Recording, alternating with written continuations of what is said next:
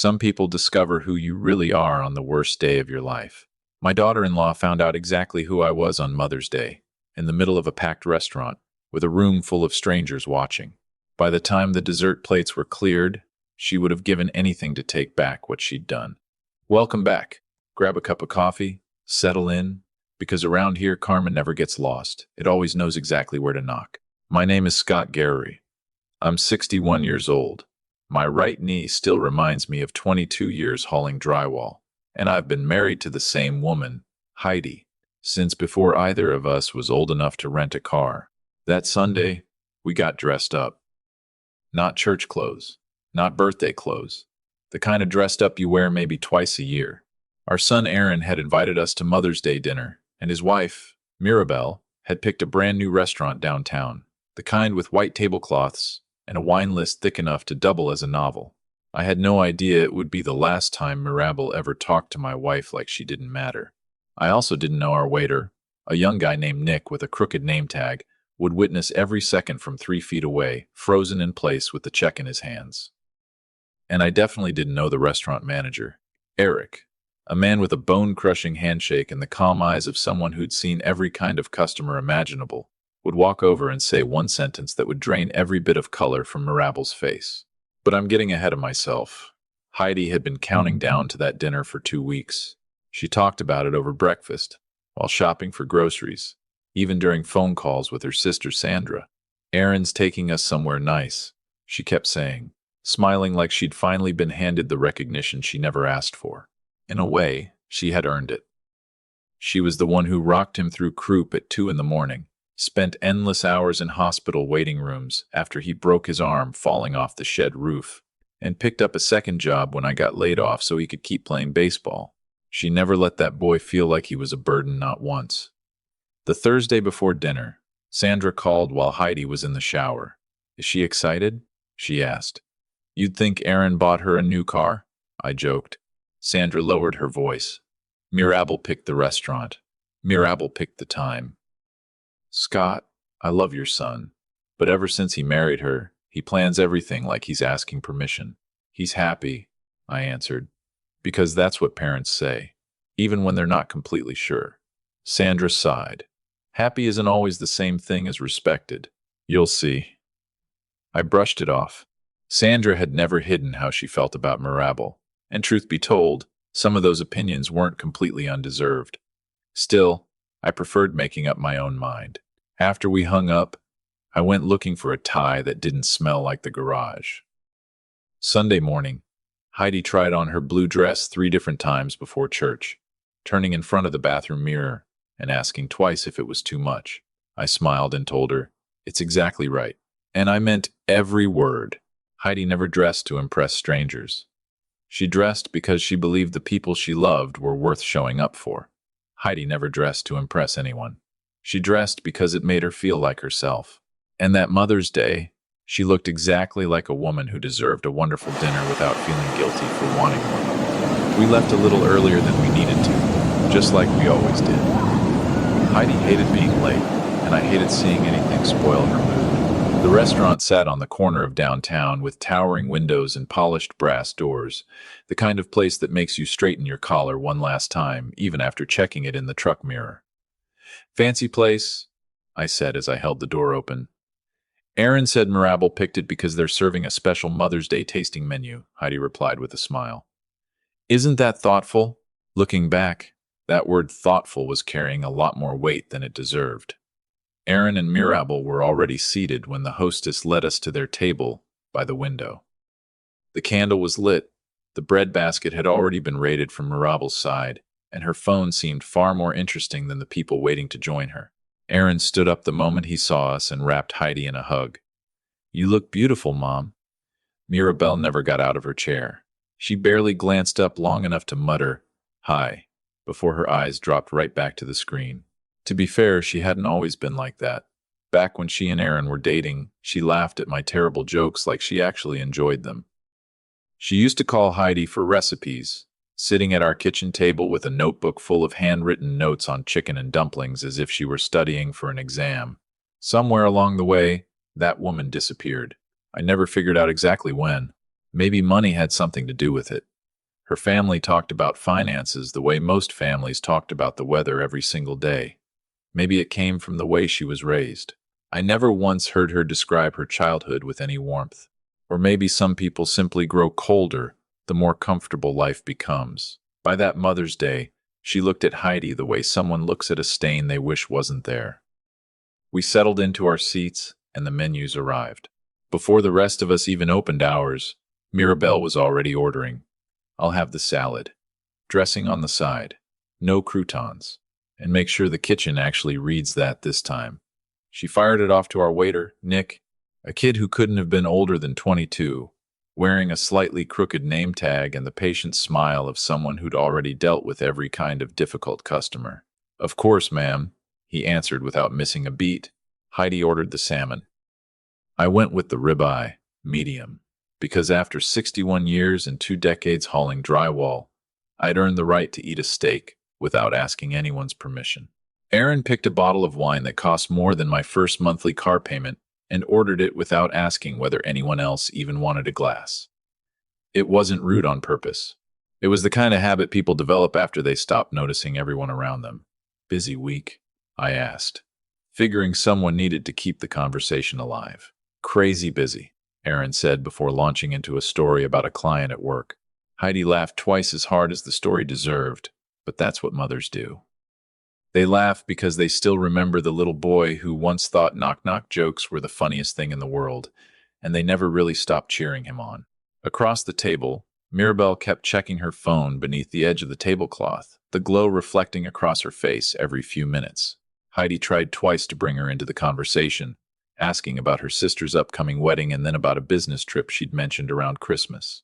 Both times, Mirabelle answered with no more than a few words before disappearing back into her screen. When Nick brought the salad back out, Mirabelle barely looked at it before frowning. "This isn't what I ordered."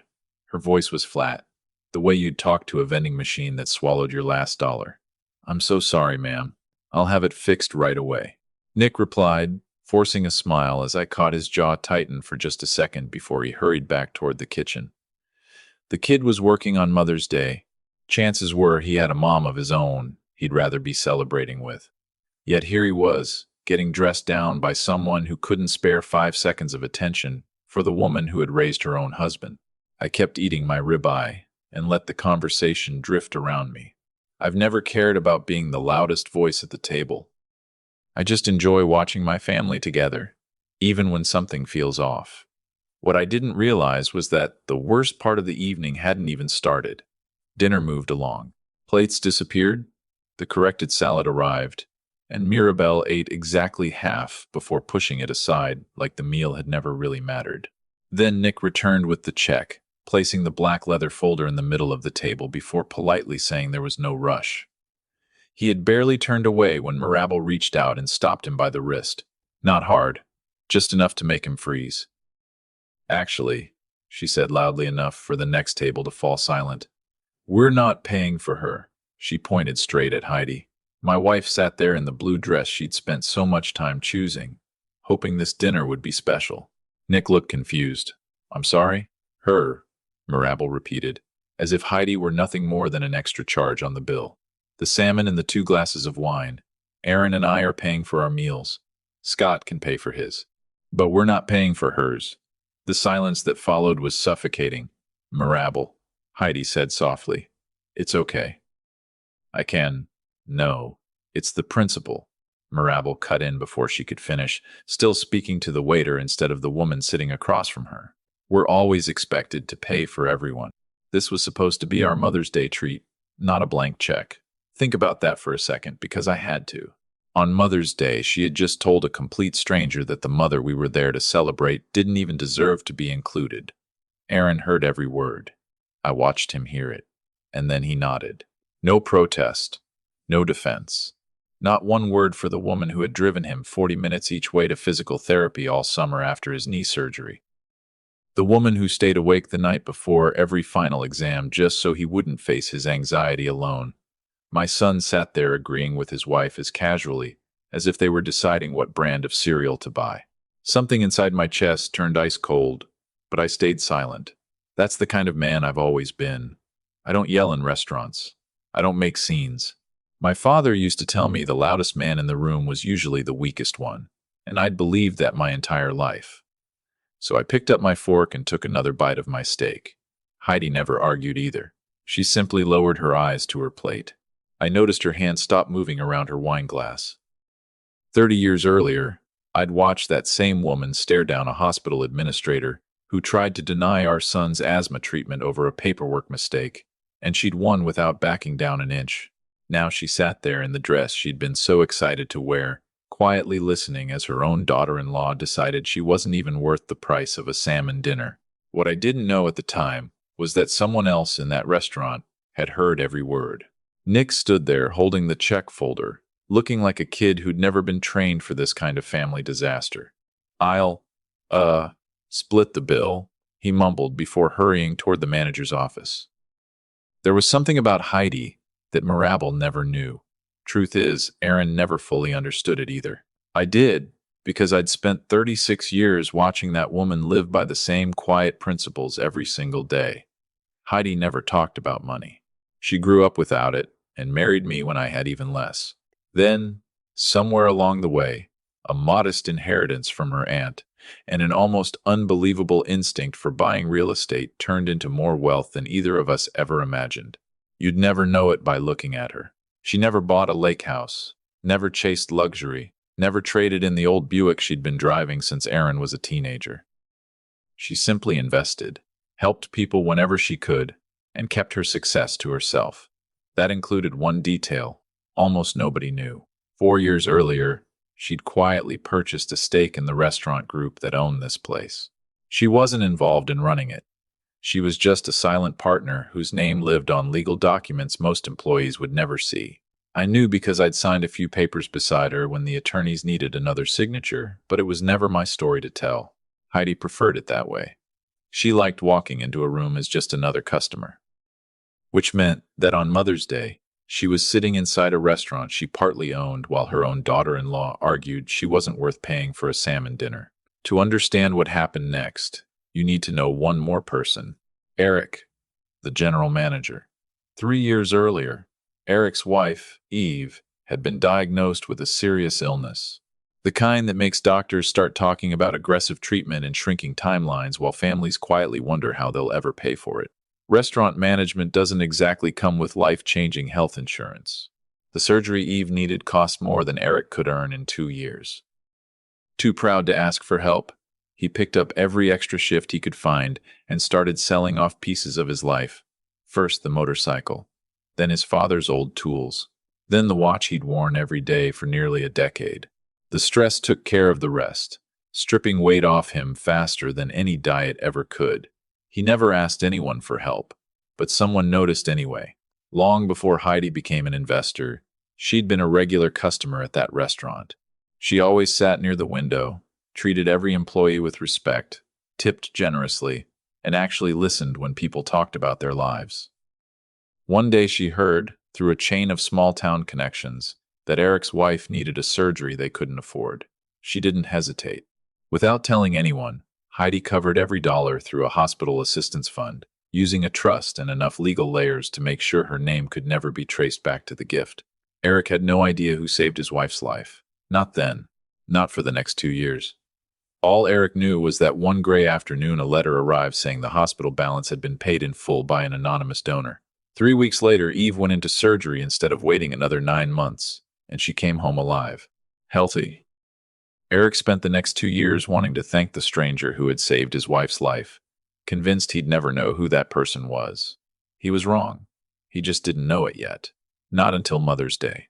Not until table 12. There was another piece of the puzzle I wouldn't learn until much later. Adam, the line cook, still worked in that restaurant. He'd been promoted twice and was now the sous chef running the kitchen most nights. Earlier that morning, he'd glanced at the reservation list, noticed the last name Garrity, and thought nothing of it. Garrity wasn't exactly rare, and he had no reason to connect Aaron Garrity with the same Heidi Garrity who had quietly changed Eric's life years before. That's how small towns work. Threads stay invisible until one day they suddenly tie everything together. Months later, after all this was over, Eric told me the whole story over dinner while Eve sat beside him with her hand wrapped around his. I still remember the day we got the diagnosis, he said. I managed a restaurant that served over 100 people every night, and I still couldn't afford to save my own wife. That's a kind of helplessness I wouldn't wish on anybody. Eve smiled sadly. I was the one who was sick, but he was the one disappearing. He lost 11 pounds in a month. Eric nodded. I sold my motorcycle, then my father's toolbox. Those tools were all I had left of him, but I carried them into a pawn shop anyway. $800. It wasn't even close to enough. The story reached Heidi through pure chance. That spring, Adam had been helping at a church fundraiser Sandra organized for the local food pantry. Heidi volunteered every year, never sitting with the big donors, always refilling coffee or washing dishes in the kitchen. While drying plates beside her late that night, Adam casually mentioned that his manager's wife needed a surgery and the staff could never afford, even after everyone had been donating part of their tips. He wasn't asking for help. He was simply talking. Heidi never said a word. 2 weeks later, an anonymous payment reached the hospital. 3 weeks after that, Eve was lying on an operating table instead of waiting on a list that might have cost her life. For 2 years, I tried to find that person, Eric told me. I called the hospital so many times they recognized my voice. Every answer was the same. Private trust, anonymous donor, end of story. I honestly thought I'd die without ever saying thank you. Eve looked across the table at Heidi and smiled. Instead, the woman who saved my life ended up sitting in our restaurant being told she wasn't worth paying for dinner. I laughed and shook my head. Small world. Eric raised his glass. A very small world, with perfect timing. Back on Mother's Day, Nick hurried down the hallway until he found Eric near the kitchen. Table 12, he said, still rattled. The daughter-in-law just told me not to charge the mother-in-law for her meal. She made her say it out loud in front of the whole restaurant, and the husband didn't say a single word. Eric's expression hardened. Table 12. The foretop by the window? Yeah. Without another word, Eric walked to the host stand, pulled up the reservation, and found Aaron Garry, party of 4. Out of habit more than suspicion, he scrolled down to the account notes. The private file restaurants keep on regular guests, investors, and the people they never forget. And there it was, a note Eric hadn't seen triggered in over a year. Heidi Garry Ownership Group, founding partner, notify general manager upon arrival. Nick told me later he watched Eric's expression change like a man who'd just realized he'd been one step away from disaster. That's Heidi Garry, Eric said quietly. Nick frowned. The woman at table 12? Eric nodded. She owns 11% of this restaurant, and 2 others in the group. Just then Adam stepped out of the kitchen, wiping his hands on his apron, and caught the last part of the conversation. Wait, Heidi Garry? He repeated, as if the name had suddenly unlocked an old memory. You mean the same Heidi who helped you and Eve? Eric looked at him for a long second before answering. Yeah, the very same. He didn't panic. That's what decades of running dining rooms teaches you. Even when your heart starts racing, you move with purpose instead of speed. Eric straightened his jacket, told Nick to bring out a bottle of the reserve champagne they never listed on the menu, and headed toward table 12. I noticed him before Heidi did. The atmosphere shifted. Servers quietly stepped aside. The hostess stood a little straighter. Adam leaned against the kitchen doorway with his arms folded, watching. After 22 years on construction sites, I'd learned to recognize the moment someone important walked in. This felt exactly like that, except the man wore a tailored suit instead of a hard hat. Good evening, Eric said as he stopped beside our table. He never looked at Aaron. He never looked at Marable, who had suddenly gone very still, sensing something had changed but not yet understanding what. His eyes stayed on Heidi. Welcome back, Mrs. Garry. It's an honor to finally have you dining with us again. Heidi looked up, puzzled, wearing that polite smile people have when they think someone must be confusing them with somebody else. Eric, hello. I hope everything has been to your liking, ma'am. His voice caught ever so slightly before he continued. I also wanted to congratulate you. The ownership transfer was finalized this week. You're now the majority partner of this location. I've been waiting a long time to thank you in person. Silence crashed over the table. not just ours. Even the nearby diners stopped talking, sensing something extraordinary unfolding. Across from me, Mirabel froze with her fork halfway to her mouth. I'm sorry, she stammered. Majority partner? Eric didn't even acknowledge the question. Mrs. Gary owns this restaurant, he said calmly. This one and two others in the group. She's always preferred to keep it private. I watched Aaron's face cycle through confusion, disbelief, recognition, and finally fear. The realization hit him all at once. Minutes earlier, he and his wife had announced loud enough for half the restaurant to hear that the owner wasn't worth paying for a salmon dinner. Mom, Aaron finally whispered. You own this place? Heidi gently set down her wine glass before answering. I own part of it, she said softly. I just never saw any reason to tell people. I don't like money changing the way I'm treated. Heidi didn't realize it yet, but before the night was over, everyone in that restaurant was about to treat her very differently, and for the one reason she'd spent her whole life trying to keep hidden. Eric finally turned toward Mirabel. His smile never disappeared, but the warmth behind it was gone. It reminded me of the look I gave subcontractors when they tried to cheat me on a job. I understand there was some confusion about the check, he said evenly. I'll take care of it personally. That won't be necessary, Mirabel replied, sitting up straighter as if she could still regain control. This is a family matter. We'll handle it ourselves. Eric gave a slight nod. With respect, ma'am, it stopped being a family matter the moment you said it in front of my staff. He glanced toward Nick, who was still standing a few steps away. Nick heard it. The guests at the next table heard it. I heard it. By the time it reached my office, it had become my responsibility. Then came the sentence that drained every bit of color from Aaron and Mirabel's faces. Eric never raised his voice. Somehow that made it even more devastating. Because Mrs. Gary is the majority owner of this restaurant, he said, looking directly at Mirabel. I'm afraid the two of you won't be dining here again. Effective immediately, you're no longer welcome at this location or either of our other restaurants. In 36 years of marriage, I'd never seen the atmosphere in a room change that fast. Mirabel stared at him, speechless for a moment before finally blurting out, Excuse me? You can't do that. We're paying customers. You absolutely have the right to dine anywhere else in this city, Eric answered calmly. Just not in our restaurants. I'll have your reservation profile updated tonight. Aaron, Mirabel snapped, turning toward my son. Say something. But Aaron wasn't looking at Eric anymore. He was looking at his mother. For the first time that night, and maybe for the first time in years, he looked genuinely ashamed. Mom, he said quietly, I didn't know. I swear I didn't. Heidi met his eyes without anger. You didn't need to know I owned the restaurant, Aaron. You only needed to remember I was your mother. That should have been enough.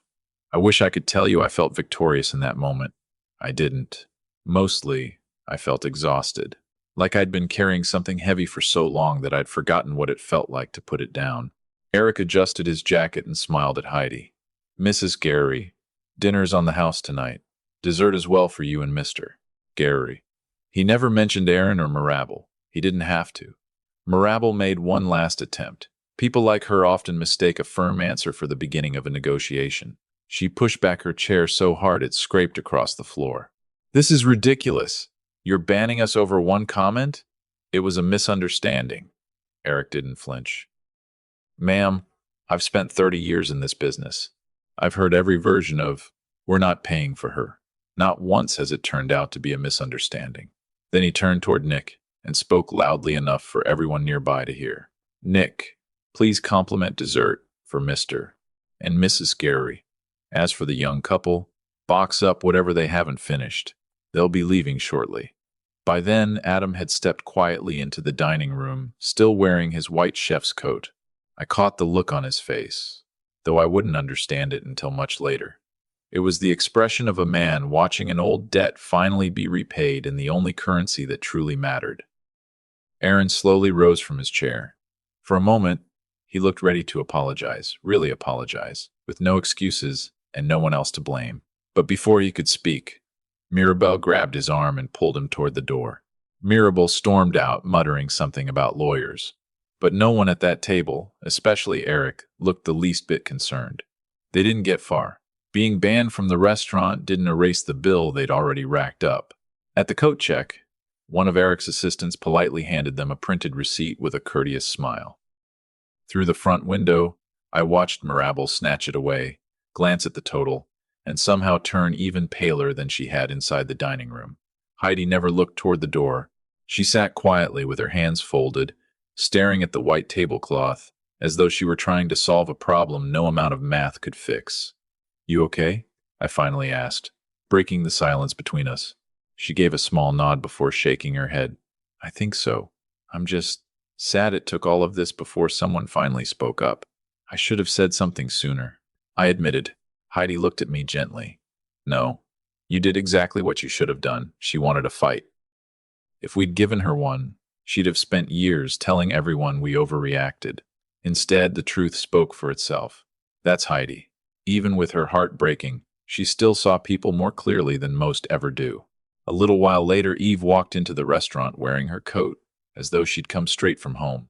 Eric must have called her after everything settled down. She walked over to our table, stopped in front of Heidi, and simply looked at her for a few seconds, like she was trying to remember every detail of the face she'd imagined for 2 years. Then she reached across the table and took both of Heidi's hands. Neither woman said a word. Their eyes filled with tears, and for nearly 10 seconds the silence said everything gratitude ever could. Some thank yous don't need to be spoken. That one certainly didn't. Aaron called the next morning. I let it ring. He called again that afternoon, and this time Heidi answered while we sat together on the porch swing. She held the phone just far enough from her ear that I could hear pieces of his voice. "Mom, I'm so sorry. I should have said something. I was just caught off guard." Heidi listened before answering quietly. "Aaron, you had 2 years of marriage to recognize your wife's attitude toward me. Then you had 30 minutes at that table to stop it. You didn't." You nodded. "I know," he whispered. "Please. I love you." "I love you too," Heidi replied, and she meant every word. She always would. "But I'm done pretending everything's fine. Call me again when you've figured out what you believe, not what's easiest to say when your wife is standing beside you." Then she ended the call. No tears, no anger. She simply laid the phone on the porch railing and looked out across the yard for a long, quiet moment. Mirabel never called. Not once. Through Sandra and the family grapevine that somehow delivers news, whether you ask for it or not, we heard she'd been telling everyone. The restaurant had blown a harmless joke completely out of proportion, and that Heidi was just being overly dramatic. Sandra also passed along another story that made her laugh so hard she had to set down her coffee. A few weeks later, Mirabel tried making a reservation at another restaurant owned by the same group, this time under a different last name. She made it halfway through her appetizer before a manager quietly approached, explained that her reservation had been flagged after her payment card was processed, and politely asked her to leave. Around that same time, Adam started stopping by our house with Eric every now and then. Before long, the four of us, and Eve, whenever she could join us, had fallen into an easy Sunday tradition of fresh sourdough, too much red wine, and conversations that always lasted longer than we planned. One evening, Adam casually mentioned that Aaron had come into the restaurant alone a few nights earlier. He'd sat at the bar for nearly an hour before asking Eric if there was any way he could help him reconnect with Heidi. Eric gave him the only answer he could. "That isn't my door to open. If your mother lets you back in, it'll be because she chose to, not because I asked her to." The truth is, that door never completely closed. This isn't a story about a mother giving up on her son. Heidi loved Aaron then, and she'll love him until her last breath. Some doors never lock for a mother like her. Eventually, she started answering his calls again, maybe once a month. Their conversations stayed short and careful. She asked about work, remembered his birthday, mailed him a card every year, and never once brought up Mirabel. But love and forgiveness aren't the same thing. That Mother's Day taught Heidi the difference, and once she understood it, she never blurred the line again. Mirabel wasn't invited to Thanksgiving that year, or the year after. Whenever Aaron cautiously suggested that his wife wanted to apologize over the phone, Heidi always gave the same answer. "An apology isn't a phone call, Aaron. It's 2 years of changed behavior. I'll believe the words after I see the actions." 2 years passed. The actions never came. Christmas tested all of us the most. Early that December, Aaron called to ask if he and Mirabel could come over like they always had. "You're welcome," Heidi answered. "Mirabel isn't. Mom, she's my wife. You can't uninvite my wife from Christmas." "Actually, I can," Heidi replied without raising her voice. "It's my home. Invitations are mine to give." I welcomed her into this family for 4 straight years before she ever thought to welcome me into anything that mattered to her. I don't owe someone unlimited chances simply because she's married to my son. Aaron stayed home with Mirabel that Christmas. Whether it was loyalty, pride, or guilt, I never knew.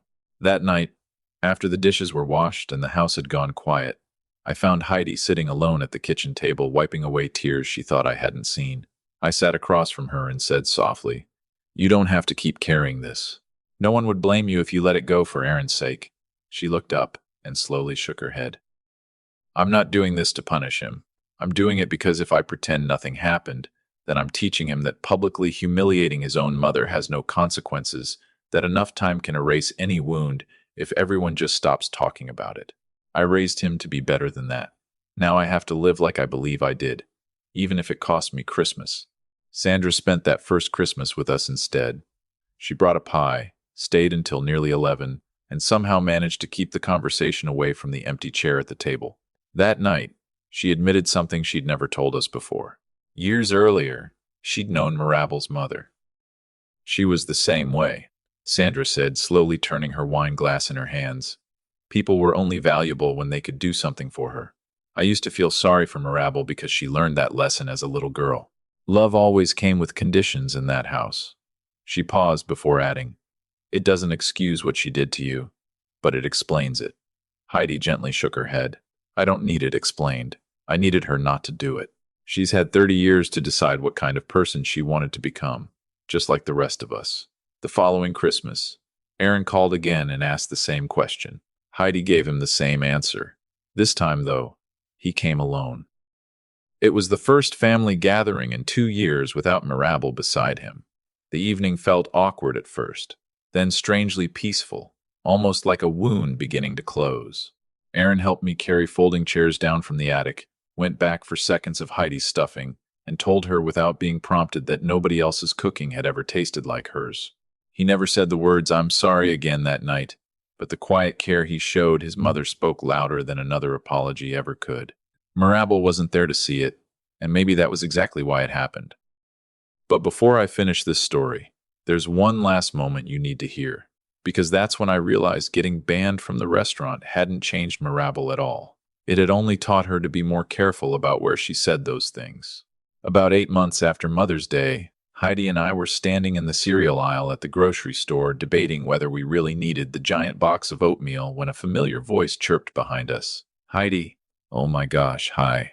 We turned to find Mirabel standing alone with a half-filled shopping cart and the kind of smile people practice in the mirror before attempting an apology they aren't sure they'll have to give.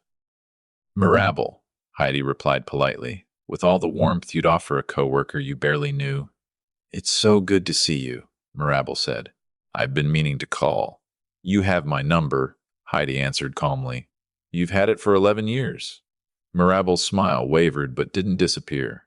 "I just wasn't sure you wanted to hear from me after everything." Heidi quietly placed the smaller box of oatmeal into our cart before looking back at her.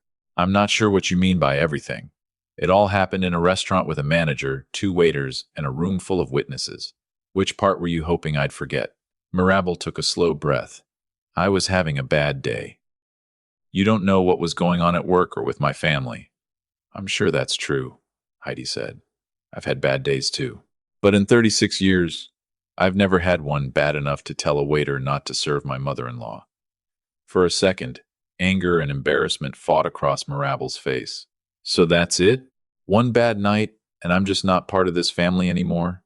Heidi's answer came without hesitation. "You're still part of the family. You're married to my son, and that's not my decision to change. If you make Aaron happy, I genuinely hope you both have a wonderful life together.